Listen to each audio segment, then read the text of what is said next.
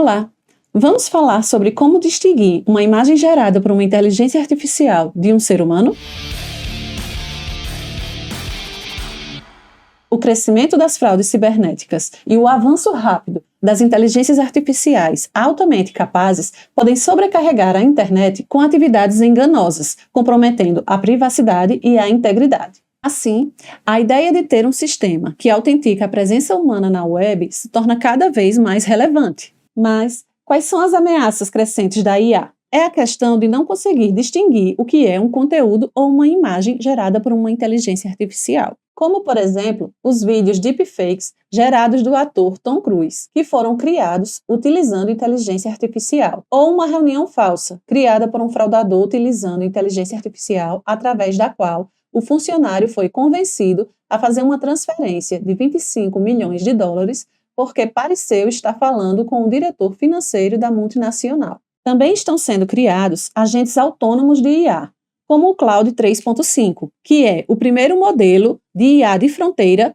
a utilizar um computador. Ele tem a capacidade de utilizar uma máquina assim como um humano, irá identificar a tela, mover o cursor, clicar em botões e até digitar textos em nome de uma pessoa. Algumas soluções para tentar identificar se o usuário utilizando o sistema é um humano ou um bot são os CAPTCHAs, mas que, na verdade, acabam dificultando a vida do usuário. Há também verificações baseadas em selfie e documento. Porém, essas soluções já são consideradas fracas diante das IAs altamente capazes. Temos o uso do OTP, mas isso não necessariamente prova que é uma outra pessoa que está utilizando o sistema. Temos o fingerprint, temos o hash de conteúdo, enfim, formas de evitar que uma IA se passe por um ser humano. Voltando um pouco para o contexto de identidades descentralizadas, chegamos a um conceito que é o das credenciais de personalidade. É um método de autenticação, um tipo de credencial verificável que está sendo utilizada para comprovar que o usuário é, na verdade, uma pessoa,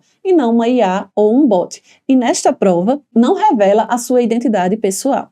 Essa credencial de personalidade seria limitada. Cada pessoa teria apenas uma por emissor, com pseudônimo específico para utilizar determinado serviço e com divulgação mínima de dados.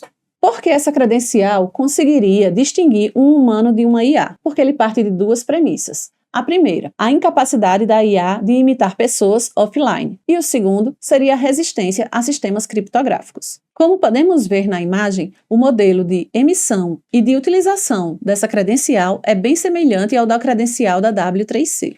Essa credencial também será guardada em sua wallet, e quando você precisar utilizar determinado serviço e provar que você é um humano, você apresenta a credencial para que o servidor possa verificar e então liberar o acesso ao site. Várias instituições, governamentais ou não, podem ser emissoras desse tipo de serviço, que fará uso da prova de conhecimento zero. Abaixo, eu deixo alguns dos potenciais desafios que têm sido levantados pelos pesquisadores da área para que o uso desse tipo de credencial se torne comum.